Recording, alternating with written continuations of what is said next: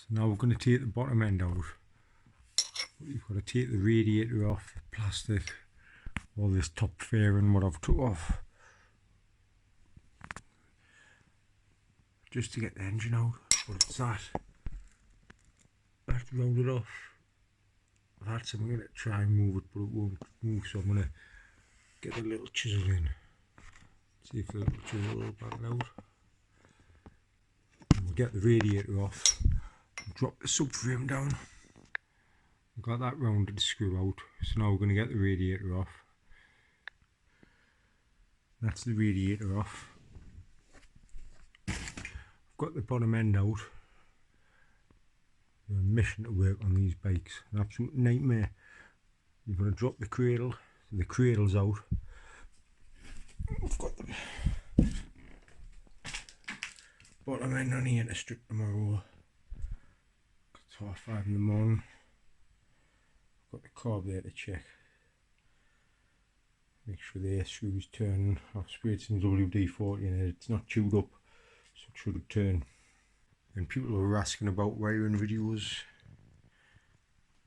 I think I'm going to have to make one, because the wires is just everywhere on this. Like, I've pulled the CDI unit out the side the battery case, but everything was just all over, so I'm going to have to route everything properly as well. So the people who were wanting to see the wiring video, you'll see there's some of the wiring there if you want to have a look. That goes up there, comes down here, there's a plug there with a fuse. That fuse is normally up here, I think, on them. Like I say, I haven't done one for a while, I just stripped them. So that's all the bolts out now. Just going to get this side case off.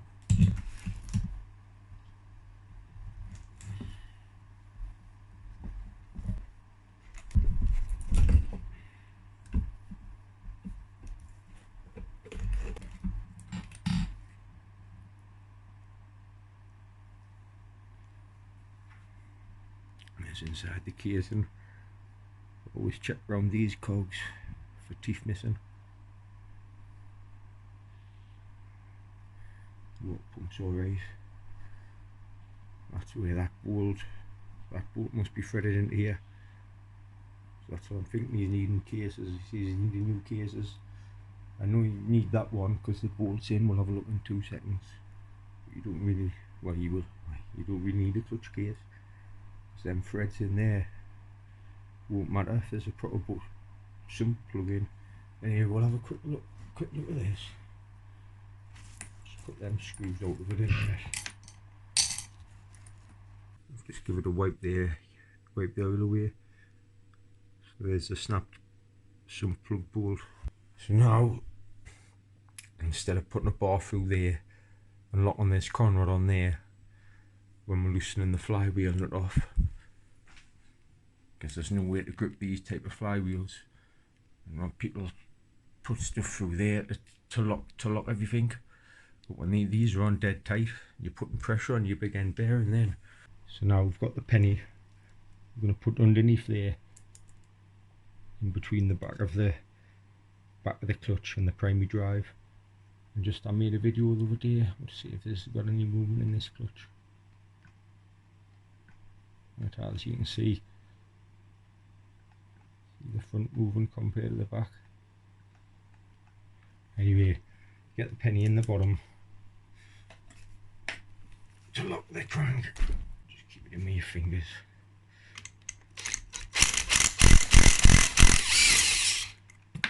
That's the best way. Nobody's had bars through your cron rod like that to damage your big end bearing down here. So that's your fingers. I'll put them back on. I'm going to get the flywheel puller, get that off. While I'm on, I may as well get the front sprocket off as well. I'll just bang them tabs back. And that's the notches bashed back off the front sprocket. Just don't bash them flush to the front sprocket. Leave a little lip on them. So if you're using it on refitment, it's still alright to use. You can get something behind them lips and nip it back over the nut.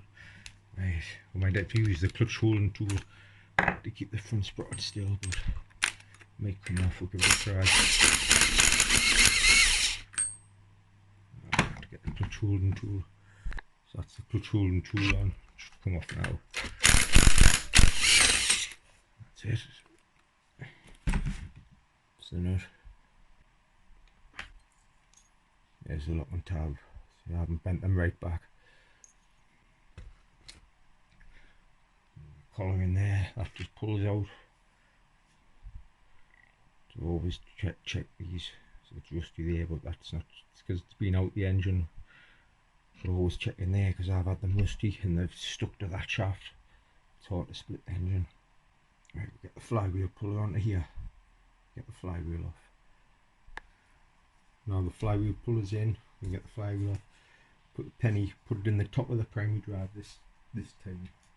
Oh, last time it was in the bottom, now it's in the top. Just keep hold of it. Just keeps the flywheel still when you turn it.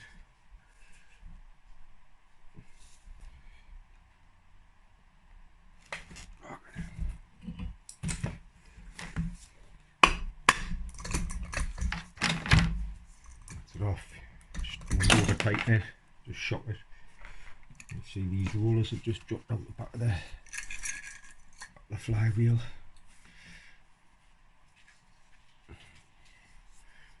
There's a spring. There's the other two. That one looks jammed, that one. Jammed eye. That's how they should be, right at the top, like that one. And the spring back. Take the wood roof key out. Just put that in with the flywheel because it's magnetic.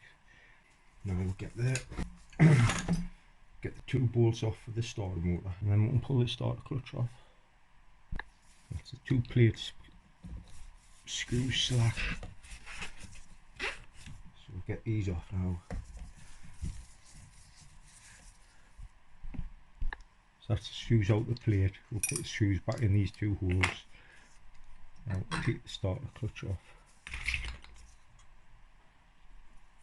Bearing slits in there. Pull this off. There should be two black washers on this.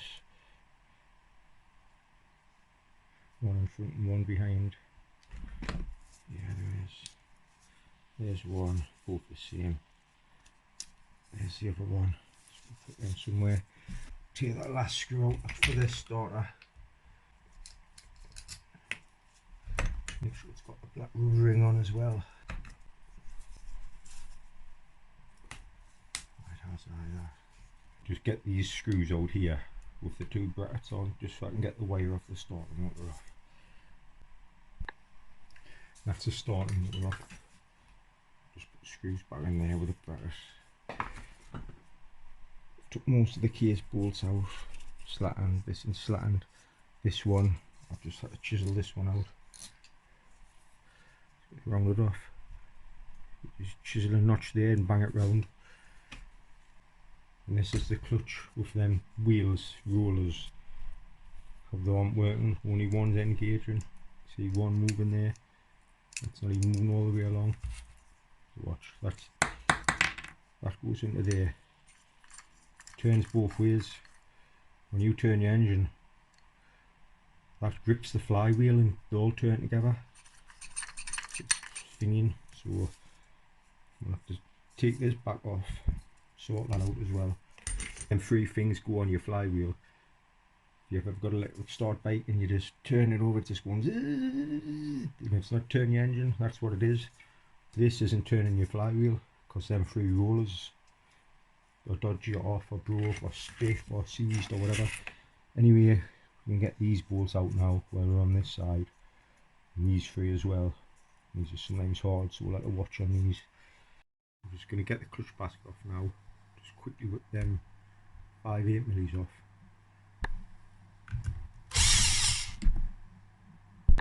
That's the front bolts out. Now the front side's out. There's a circle there you can see on the top, on the basket, in a basket. That light circle should be lining up with it. So we'll have a check. This just pops off.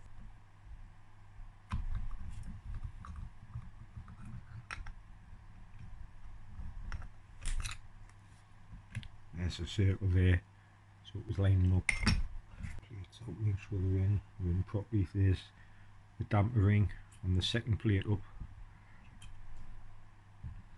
That goes in that second plate. bigger diameter fits in there in the middle of it. It won't fit in any of the plates. Like I say, that goes on second. There's one black plate left on there. I'm just going to bang the lock and tab off the nut on the inner boss, take the inner boss off and take all the clutch off. So we've banged the tab back, the little ball bearing, what goes in there popped out, so just watch for that. I'll just put that on the flywheel. Now we're going to loosen that nut. We've got the clutch holding tool on to keep the middle still. If not, the middle just spins when you try to loosen it. It comes off anti-clockwise as well.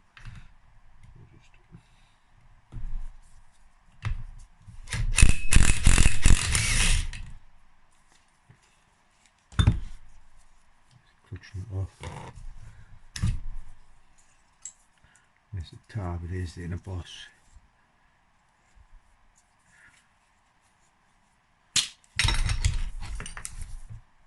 Plate here with splines in. You see there the splines, the little teeth. Anyway, put there now the clutch. Always check the back of your clutch baskets when you pull them off the washers. Just like that. There's that washer. And a little thin washer on as well. That's that. You've got that washer, it's concaved as well. So we'll put that with all the other clutch parts. Now we're going to get these off, so we're just going to bang that lock and tab off this nut and put pennies in between these two cogs to lock them to get this nut off as well. So we'll get these two off now. So we just put the penny in the bottom for this one. It comes off anti-clockwise. I haven't knocked that tab all the way back neither, so I can get back into it. And I'll put it back on. Push the penny out of it.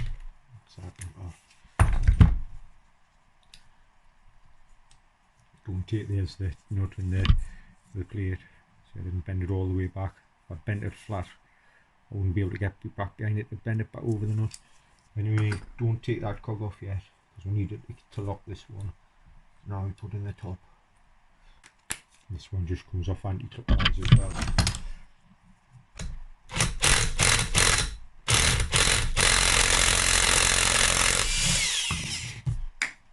Oh, it's on dead tight, those crank nuts. That's what I was meaning. Why if that nut was tight and somebody's going to be taken off with a wrench and they've locked your crank, you're going to put a big strain on your bearing when they're that tight. Anyway, pop the primary drag off.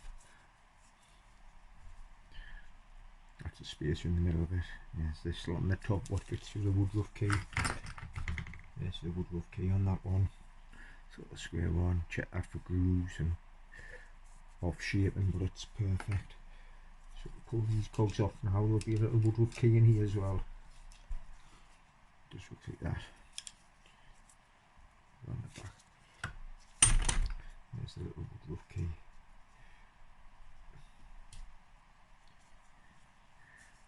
Just again with that one, check it for squareness and any wear or anything like that. Looks all right as well. Pull the gear shaft through tight. Bend.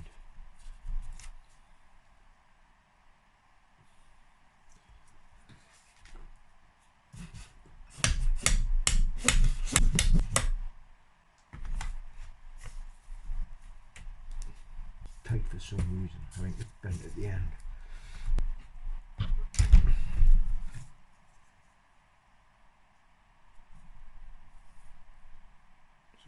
At the top on that. And that gear shaft seems alright, so we're working on that. So now we take that 10mm off there and we get the two baffle plate screws out. Just watch when you're getting these out, because these always snap around, but we'll get them out now.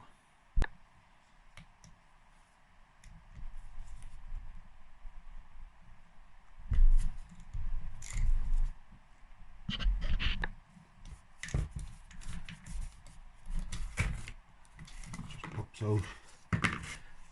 Always check that for straightness. Check the top of what moves for roundness or any wear flat spots. There's the bolt. Right, we can get the two bafflers out now. That's the baffler plate off. All the Loctite. Rounded that one off, the other one's alright, but you need to put a tiny tab on. If you put loads on there, it's impossible to get them out. Always people seem to put too much Loctite in the two baffler plate screws. Slide this off now. Just looks like that. Slide that collar out there. Just looks like that. That big screw out there.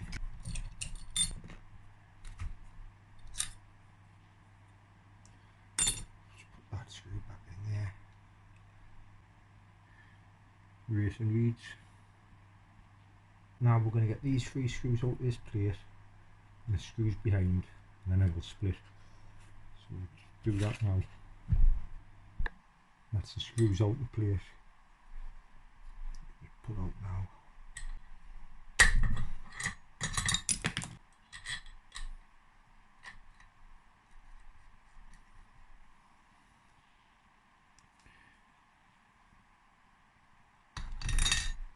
Now we're going to pop these 5 bolts out and then split the casing. A bolt there to come out and a bolt there as well. So we'll do that now.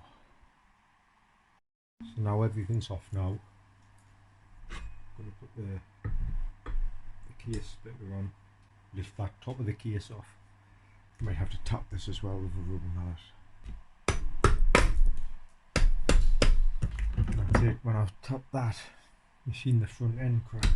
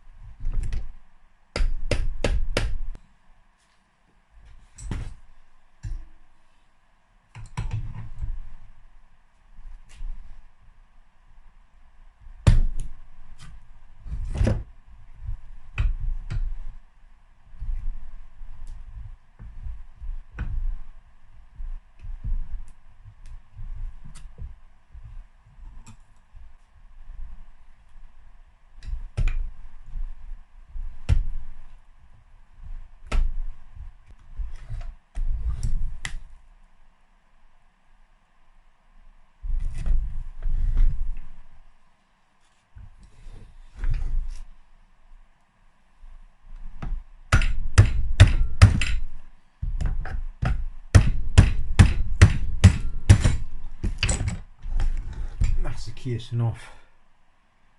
Maybe this shaft here has been rusted or stuck on the bearing inside. We'll have a look inside.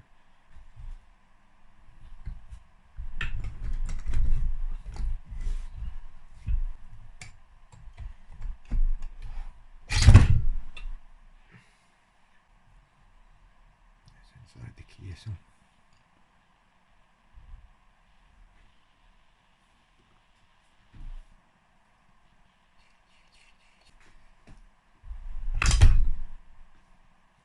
Just pulled out, I mean not to push it. But we'll have a closer look now. There's no up and down play. Side to side, that way. But there's no up and down. The crank's alright. I'll just pull the gearbox out.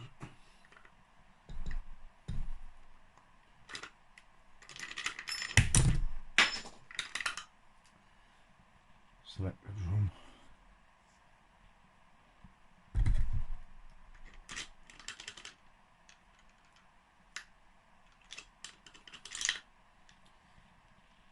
And the gear shafts. I'll check these off camera, but it'll be good because he said I changed gear right and everything else. There's the gear shaft.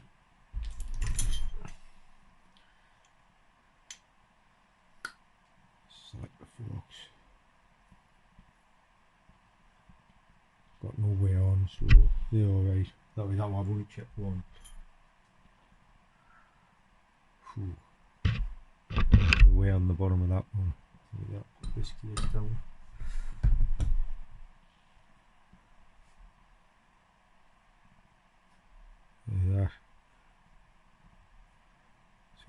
need selector forks.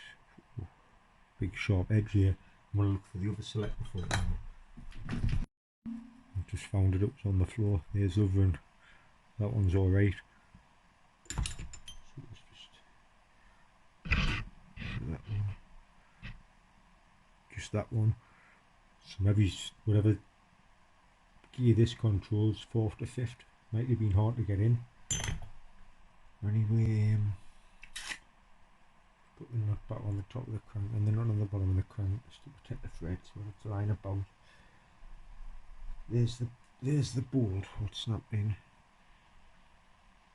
And you want a full new case in here, but there's no damage. So it's pointless putting a new casing on. So all these bearings is alright. They're not noisy, there's only the crank bearing that's noisy. That's inside of the other casing.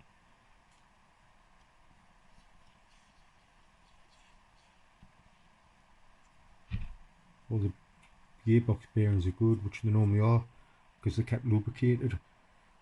These always go as a like a 2-stroke. These have always got engine oil in, so they're never going to be unlubricated.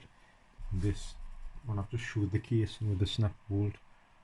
You see, there's the snap. There's a snap bolt, and it goes to there. You can see down there, the gap.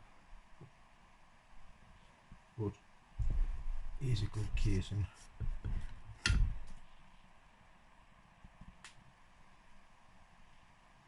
There's where the sump plug goes. That comes through there as well. So it doesn't need a, like, I'm making this video for the lad, so he can see it doesn't need a casing. Like this casing I would have put on, but it's one of the threads that's snapped in there. Like I say, that casing's alright, it doesn't need bearings, just main bearings. There's no cracks in the bottom of it or nothing. There's the casing off the bike underneath where the sump bolt goes. There's no cracks or nothing. It's only been leaking because it's had Hylam on. All the case screws were hand tight, apart from a couple of them. That's why oil's been leaking. But that case is good. So it's going to save him buying a case and putting new gearbox bearings in, because I don't know if he wants the gearbox bearings in. But no, I'll definitely have to change the crank bearings. Crank seal on that case down there, what I've split off the top, that's been leaking, that's why oil coming down from it. The only thing I'm stuck on is this. That's a nightmare. The screw isn't tight, it isn't. That's what's in it. And it's like precision. You can't get in to grip it, and I don't know how I'm going to get it, because people obviously know this is in 2 halves. How am I going to get this off? Because that's a proper end cap. But when I get this off, because that's homemade, I know it's not going to have that bush in there holding the power valve still. But see, that's a proper one. If you put that on, there'd be a ledge round here. That's like that, I can't even get the more grips on it. Right, chisel it round or something, but we'll see anyway. It actually wasn't even hard to get off. Just got a fine chisel in and tapped it and knocked it up. But just look what's inside.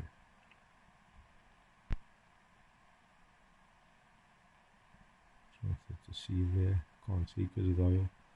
Might be.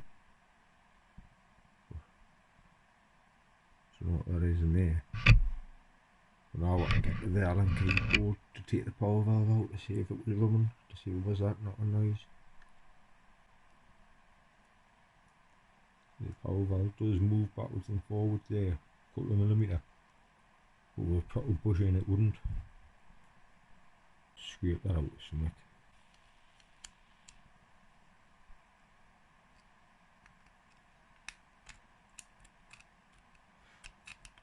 It's like weld. I thought it looked like oily muck, but it's been welded that. So I don't know what to do here. Anyway, take this power valve off now. And that's the size of a proper DTI end cap as well, I forgot to show. And that's how thin that one is. So it would be a good idea to get an end cap. To get this bolt out of here, just stick some up there, because that's when you turn it, just turn the power valve.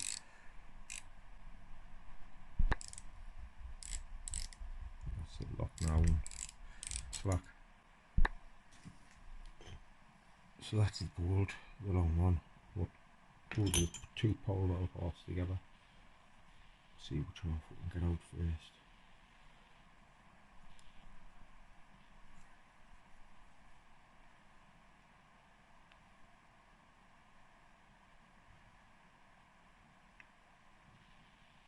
Just pull it out. There's two dowels keeping it in. The other side will just push out. It's in there with the other dowel still in that bit. Just push it out. It's got this bush pulls off. We'll have a look. Let's see if there's any rub marks on the power valve. Let's see now.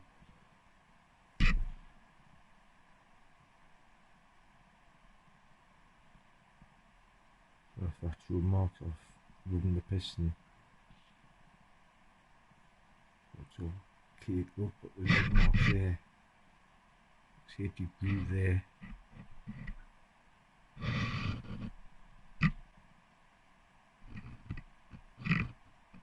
This just pops off here. It's just a bush. Seal there.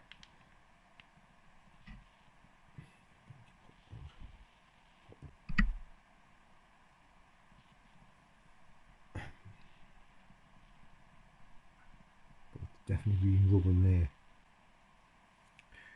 I've just cleaned it up for all them rub marks.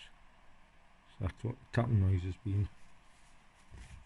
Alright, thanks for watching. I'm going to order the gaskets and bearings. And I'm going to come out and be making the next video of building it up and putting it in the bike.